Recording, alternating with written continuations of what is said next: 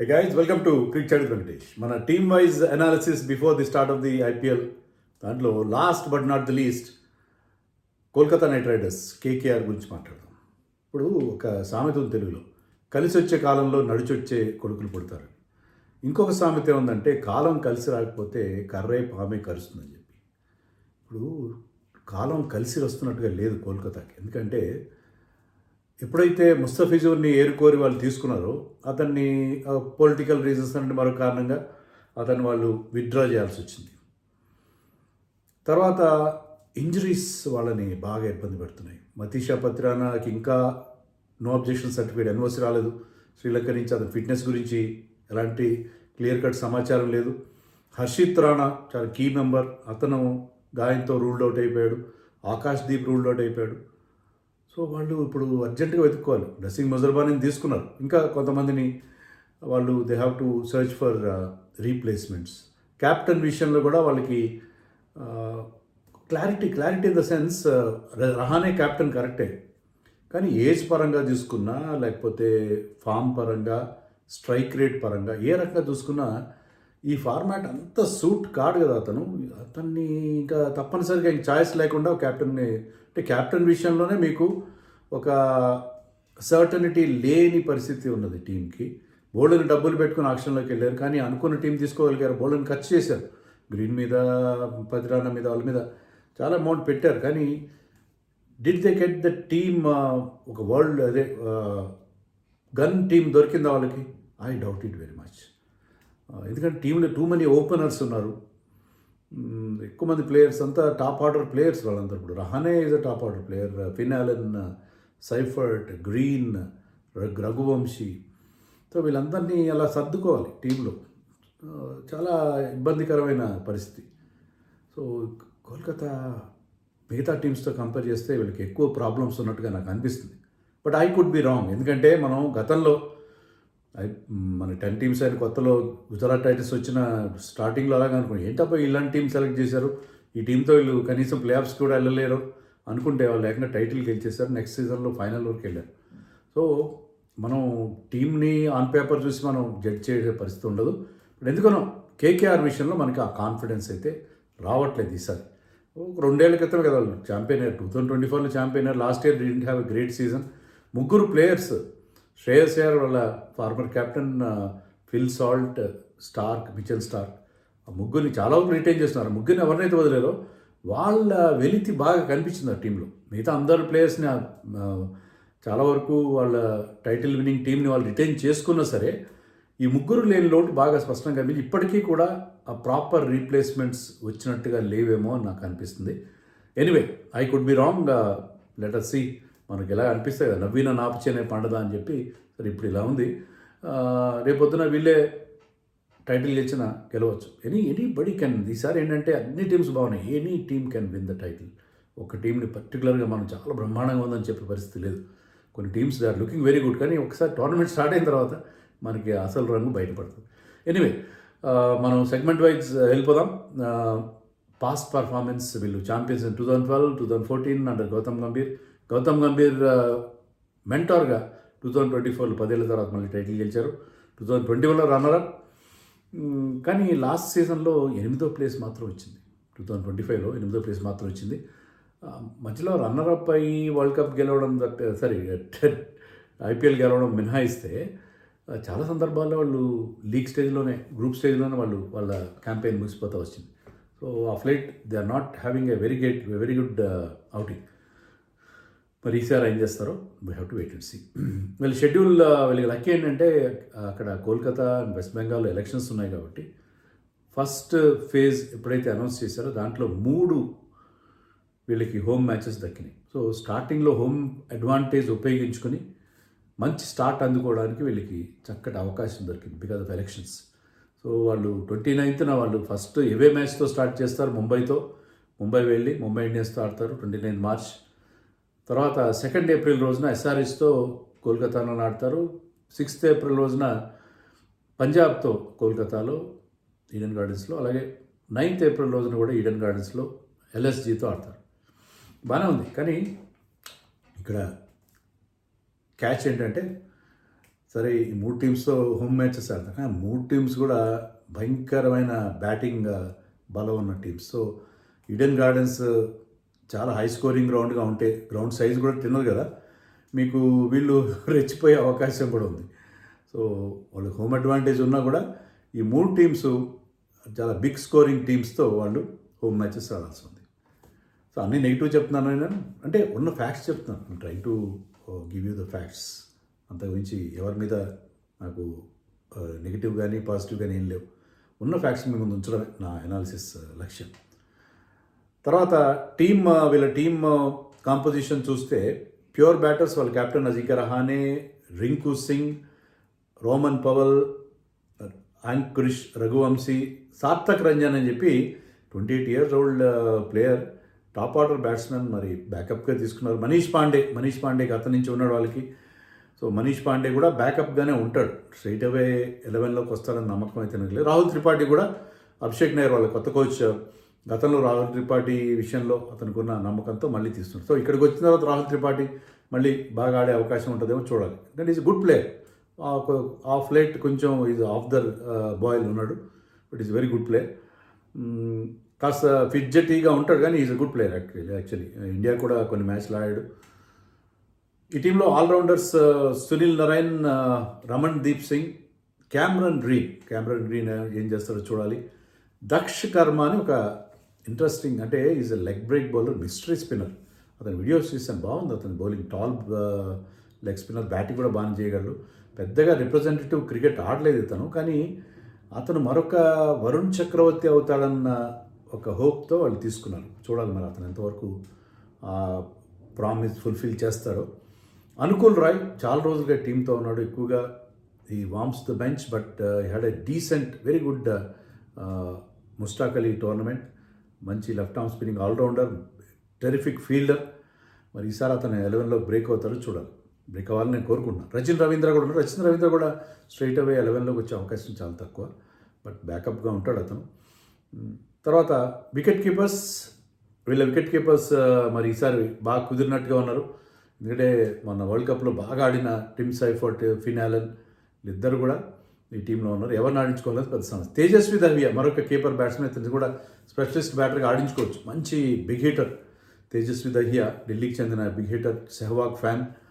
So ఇతను చాలా interesting player, అతను స్ట్రైట్ అవే 11లోకి వస్తాడేమో అని నాకు అనిపిస్తుంది, అంత బిగ్ హిట్టింగ్ రెప్యుటేషన్ ఉంది అతను. So Tejasvi Dahiya, remember the name Tejasvi Dahiya, ఈ టీంలో చాలా ఎక్సైటింగ్ న్యూ టాలెంట్గా మనం చెప్పుకోవాలి. Keeper batsmen, but he will play as a specialist batter నాకు అనిపిస్తుంది. వీళ్ళ బౌలింగ్లో లెడ్ బై వరుణ్ చక్రవర్తి, వైభవ్ అరోరా, కార్తిక్ త్యాగి కూడా ఇప్పుడు ఇంజరీ నుంచి కోలుకుని మళ్ళీ తన పాత రిథమ్ని తెచ్చుకున్నట్టు. Blessing Muzarabani, tall Zimbabwe pacer, అతన్ని తీసుకున్నారు ముస్తఫిజుర్ ప్లేస్లో. ఉమ్రాన్ మలిక్ కూడా వీళ్ళు తీసుకున్నారు. ఉమ్రాన్ మలిక్ కరెంట్ ఫిగర్స్ ఏంటో మనకు తెలియదు, ఉమ్రాన్ మలిక్ కూడా ఉన్నాడు ఈ టీంలో. మతీషా పతిరానా గురించి ఆల్రెడీ చెప్పాను, ఎప్పుడు జాయిన్ అవుతారో మనకేం ఐడియా లేదు. Prashant Solanki previously I think is a leg spinner, previously ఐపీఎల్లో అతను ఎప్పుడు బ్యాకప్గా చాలా టీమ్స్లో ఆడిన పరిస్థితి మనం చూసాం. సో ఇది వీళ్ళ టీమ్ కాంపోజిషన్.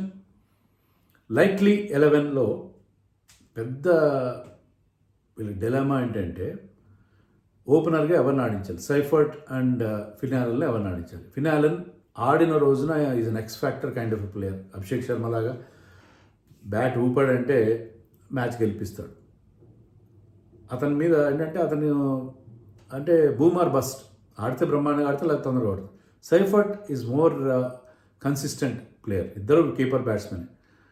ఇద్దరిలో ఒకరిని ఆడించుకునే అవకాశం నాకు కనిపిస్తుంది. అందుకని నేను అది టీమ్ సైఫర్ట్ని ఆడిస్తారేమో నాకు అనిపిస్తుంది ఫిన్ అలెన్ కంటే కూడా, because is more of a consistent player. So వాళ్ళిద్దరిలో ఒకరు ఓపెన్ చేస్తారు, రహానేతో ఓపెన్ చేస్తారు అని అనుకుంటారు. రహానే ఓపెనర్ ఎందుకు, వీళ్ళిద్దరినే ఓపెనర్ చేయొచ్చు కదా. రహానే ఏంటంటే రహానే మీరు ఎక్కడెక్కడ అకామిడేట్ చేస్తారు, అతను బాగా ఆడేది ఓపెనర్, పవర్ ప్లేనే బాగా ఆడతాడు. తర్వాత స్పిన్నర్స్ అంత బాగా ఆడాడు, పవర్ ప్లేలో ఆడినంత బాగా మనం అతని నంబర్స్ చూస్తే పవర్ ప్లేలో ఆడినంత బాగా అతను తర్వాత ఆడని పరిస్థితి. సో అతని నుంచి మీరు యాజ్ క్యాప్టెన్ అతని నుంచి మీరు మ్యాక్సిమం పర్ఫార్మెన్స్ ఎక్స్ట్రాక్ట్ చేయాలంటే మీరు అతను ఓపెనర్గా పెట్టాలి. సో రహానేని ఓపెనర్ పెడితే గ్రీన్ అన్నన్ని కోట్లు పెట్టారు మీరు. So Green at number 3. Angkrish Raghuvanshi కూడా టాప్ ఆర్డర్ ప్లే అతను నెంబర్ 4లో. రింకు సింగ్ని చాలా సందర్భాల్లో లాస్ట్ ఇయర్ అంతా కూడా చాలా తక్కువ అండర్ యూటిలైజ్డ్, అతను నెంబర్ 5లో ఆడించారు. రోమన్ పవల్ నెంబర్ 6లో ఆడించారు. Rovman Powell or Tejasvi Dahiya ఇద్దరిలో ఒకరిని. బౌలింగ్ స్ట్రాంగ్ కావాలి, ఫాస్ట్ బౌలర్ కావాలంటే మీరు పవల్ని కూడా పక్కన పెట్టాలి, తప్పదు. అప్పుడు తేజస్వి దహియాని ఆడించుకోవాలి మీరు. తేజస్వి దహియా, తేజస్వి సింగ్ 2 రకాల పేర్లు ఉన్నాయి అతనికి. Raman Deep at 7, Sunil Narayana at 8. Sunil Narayana opener చేయొచ్చు కదా మీరు అనొచ్చు, కానీ ఓపెనర్గా అతను ఇటీవల కాలంలో పెద్దగా పర్ఫామ్ చేయలేదు. బ్యాటింగ్లో అతను ఆఫ్ లేట్ అతని నెంబర్స్ గొప్పగా లేవు. సో అతన్ని నెంబర్ 8లోనే పెడతాను నేను, నెంబర్ 8లో. 9లో వైభవ్ అరోరా ఆర్ వరుణ్ చక్రవర్తి. 10లో కార్తిక్ త్యాగి / బ్లెస్సింగ్ మొజర్బానీ. ఎందుకంటే మీకు అదే పవల్ని ఆడించుకోవాలంటే మీరు కార్తిక్ త్యాగితో వెళ్ళాలి. లేదు మాకు బ్లెస్సింగ్ మొజర్బానీ లాంటి ఒక బౌలర్ కావాలి, అతను స్లోయర్ వన్ సైడ్ బాగా వేస్తాడు, టాల్ బౌలర్, బౌన్స్ వస్తుంది అతనికి అనుకుంటే మీరు త్యాగిని పక్కన పెట్టి పవల్ని కూడా పక్కన పెట్టి బ్లెస్సింగ్ మొజర్బాన్ని ఆడించుకోవాలి. సో ఇది ఎందుకంటే 4 ఫారిన్ ప్లేయర్స్ని ఆడించుకునే అవకాశం ఉంటుంది మీకు. 11లో వరుణ్ చక్రవర్తి. ఇంపాక్ట్ ప్లేయర్గా అనుకూల్ రాయని పెడతాను నేను, ఎందుకంటే మీకు పేస్ ఆల్రెడీ అక్కడ గ్రీన్ కూడా ఉన్నాడు, క్యామరన్ గ్రీన్ కూడా ఉన్నాడు మీకు థర్డ్ పేసర్గా. మీకు 3 స్పిన్నర్స్తో మీరు వెళ్ళొచ్చు, 3 స్పిన్నర్స్తో వెళ్ళొచ్చు, ఎందుకంటే మీకు స్పిన్కి అనుకూలించే గ్రౌండ్స్లో మీరు అనుకూల్ రాయ్ని ఆడించుకునే అవకాశం ఉంది. సో అనుకూల్ రాయ్ ఇంతకుముందు చెప్పినట్టు మంచి పర్ఫార్మెన్స్ ఇచ్చాడు, తర్వాత బ్యాటింగ్ కూడా బాగా చేయగలడు, ఇట్ ఈస్ ఆల్రౌండర్. సో అనుకూల్ రాయ్ని ఆడిస్తే మీకు గ్రీన్తో ప్రాబ్లం ఏంటంటే మరి ఆస్ట్రేలియన్ క్రికెట్ బోర్డు అతన్ని ఫుల్ కోటా 4 ఓవర్స్ వేయిస్తారా, లేకపోతే 2 ఓవర్ల కంటే ఎక్కువ ఇచ్చామని రూల్ పెడతారేమో నాకు డౌటే. ఎందుకంటే అతను ఇంజరీ వాళ్ళు రాబోయే టెస్ట్ సిరీస్ గురించి ఆలోచిస్తున్నారు. సో క్యామరన్ గ్రీన్కి ఎన్ని కోట్లు పెట్టినా కూడా ఫుల్ కోటా 4 ఓవర్స్ వేస్తాడా, వేసినా కూడా అంత ఎఫెక్టివ్గా ఉంటుందా అనేది కూడా సందేహం. సో ఇది వీళ్ళకున్న ప్రాబబుల్ 11. దాంట్లో కూడా సర్టనిటీ లేదు, చాలా క్వశ్చన్ మార్క్స్ మనకు కనిపిస్తున్నాయి. టీంలో ఎక్స్ ఫ్యాక్టర్ విషయంలో కూడా నేను చాలా ఆలోచించాల్సి వచ్చింది. ఎవరిని పెడదాం? సరే, ఫిన్ యాలన్ అండ్ సైఫర్ట్ మంచి ఫామ్లో ఉన్నారు, కానీ ఇద్దరు ఎవరు ఆడతారో మనకు తెలియదు కదా, ఇద్దరు ఒకరు ఆడే అవకాశాలు ఎక్కువ కనిపిస్తున్నాయి. అలాంటప్పుడు we cannot choose one of them as X factor. వాళ్ళిద్దరు మంచి ఫామ్లో ఉన్న ప్లేయర్స్ ఈ టీంలో.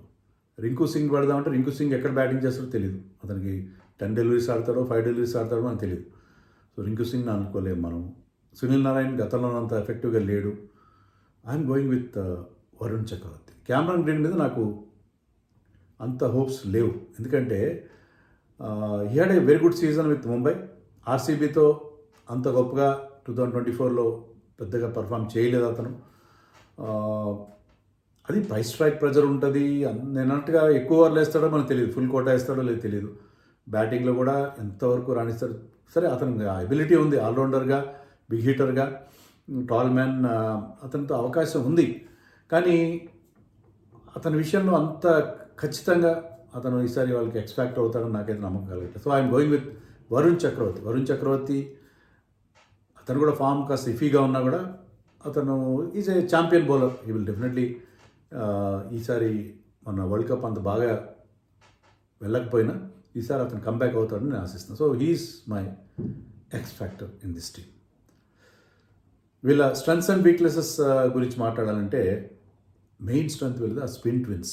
వాళ్ళిద్దరు కనుక మంచి రిధంలో ఉంటే, సునీల్ నారాయణ్ అండ్ వరుణ్ చక్రవర్తి, వాళ్ళిద్దరు 8 ఓవర్స్ బ్యాంక్. ఆ 8 ఓవర్స్ వాళ్ళిద్దరు 8 ఓవర్స్ వాళ్ళకి ఒక బ్యాంక్లో అంటే ఫిక్స్డ్ డిపాజిట్ లాంటి చాలా చాలా సేఫ్ 8 ఓవర్స్. రన్స్ స్క్వీజ్ చేస్తారు, బ్యాట్స్మెన్ ఛాన్సులు తీసుకుని అవుట్ అయ్యే అవకాశం ఉంటుంది. ఆ 8 ఓవర్స్ వాళ్ళిద్దరు మంచి రిధంలో ఉంటే టీంకి ఉన్న ప్రధానమైన బలం అది. వాళ్ళిద్దరు కనుక ఓవర్ నెంబర్ 7 నుంచి 15 లోపల వాళ్ళ 8 ఓవర్లు బ్రహ్మాండంగా వేశారనుకోండి, మ్యాచ్ని కంప్లీట్గా వాళ్ళు తమ వైపు మలుపు తిప్పేస్తారు. అది వాళ్ళకున్న మెయిన్ స్ట్రెంత్. ఇంకోటి అంటే వీళ్ళ strength the form of those 2 New Zealand keeper batsmen Seifert and Finn Allen, great ఫామ్లో. వాళ్ళు ఇండియాలో ఎలా ఆడతారో నాకు మన దగ్గర నమ్మకం లేదు, ఎందుకంటే ఐపీఎల్ ఎప్పుడు కూడా వాళ్ళకి పెద్ద ఫిగర్స్లో ఫిన్ యాలన్ నెవర్ ప్లేడ్ ఐపీఎల్, అంటే టీమ్స్లో ఉన్నాడు కానీ ఎప్పుడు ఆడలేదు. సో వీళ్ళు ఇండియాలో ఎలా ఆడతారు, న్యూజిలాండ్లో వాటిలో బాగా ఆడతారు, బిగ్ బ్యాష్లో బాగా ఆడతారు, కానీ అని నాకు డౌట్ ఉంది. కానీ మన వరల్డ్ కప్లో ఆ డౌట్స్ అన్నీ పటాపంచలు అయిపోయినాయి. సో వాళ్ళిద్దరు ఫామ్ వెళ్ళుకున్న ప్రధానమైన స్ట్రెంత్. ఇంకోటి అంటే వీళ్ళు మిడిల్ ఆర్డర్లో, అంటే టాప్ ఆర్డర్ కాస్త అటు ఇటుగా ఉన్న, they have good players in middle order.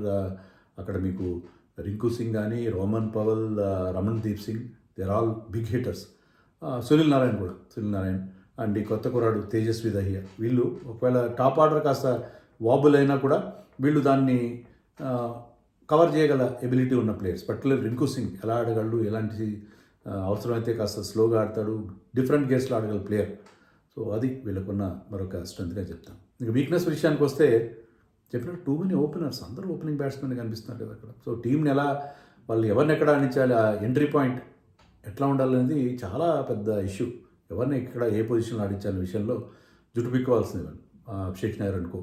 So చాలా ఇబ్బందికరమైన పరిస్థితి. తర్వాత ఇంజరీస్ వీళ్ళకి మరొక కన్సర్న్ కదా. బౌలింగ్లో పేస్ బౌలింగ్ చాలా వీక్గా ఉంది, చాలా అంటే చాలా వీక్గా ఉంది. మీకు ఎప్పుడైతే హర్షిత్ రాణా, ఆకాష్ దీప్ లాంటి వాళ్ళు లేరో, పతి రాణా ఎప్పుడు వస్తారో నాకు తెలీదు. So they have to depend on Vaibhav Arora. Vaibhav Arora is good in the opening overs. డెత్లో ఎవరు బౌలింగ్ వేస్తారు? ముజర్బాన్ వేస్తాడా, కార్తిక్ త్యాగ్ వేస్తాడా, క్యామరన్ గ్రీన్, ఎవరు మనకి డెత్ బౌలింగ్లో కొంచెం క్వశ్చన్ మార్క్స్ ఉన్నాయి.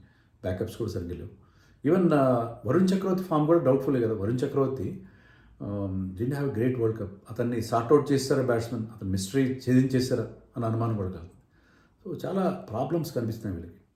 మరి ఎలా ఓవర్కమ్ అవుతారో చూడాలి. మరి అభిషేక్ నాయర్ కూడా పెద్ద అతను ఫుల్ హెడ్ కోచ్గా ఫస్ట్ అవుటింగ్ ఈ డింట్ హ్యావ్ ఎ గ్రేట్ WPLలో వాళ్ళ టీం పెద్దగా పర్ఫామ్ చేయలేదు. కానీ we know he's a very good coach.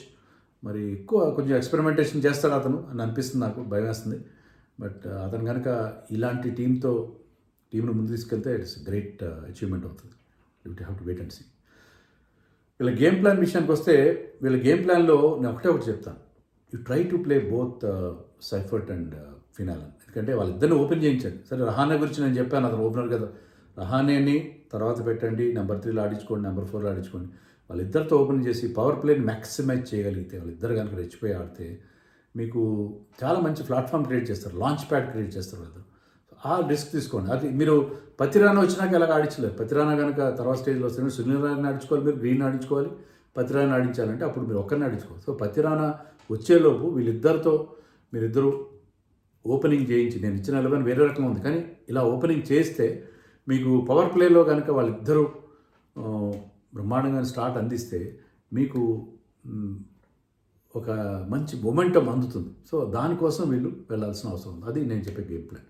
Prediction విషయానికి వస్తే ఈసారి అంత నాకు వీళ్ళ మీద కాన్ఫిడెన్స్ రావట్లేదు. ప్లే ఆఫ్స్ రావడం కష్టమేమో అనిపిస్తుంది. ఐ డోంట్ థింక్ ఇప్పుడున్న పరిస్థితుల్లో, స్టార్ట్ అయిన తర్వాత ఎలా ఉంటుంది, ఇప్పుడున్న పరిస్థితుల్లో వీళ్ళు ప్లే ఆఫ్స్కి వెళ్ళే అవకాశాలు నాకైతే తక్కువ కనిపిస్తున్నాయి. మరి మీరేమనుకుంటున్నారో కామెంట్స్లో చెప్పండి. మీ లైక్లీ 11 or 12 కూడా మీరు కామెంట్స్లో ఇవ్వండి.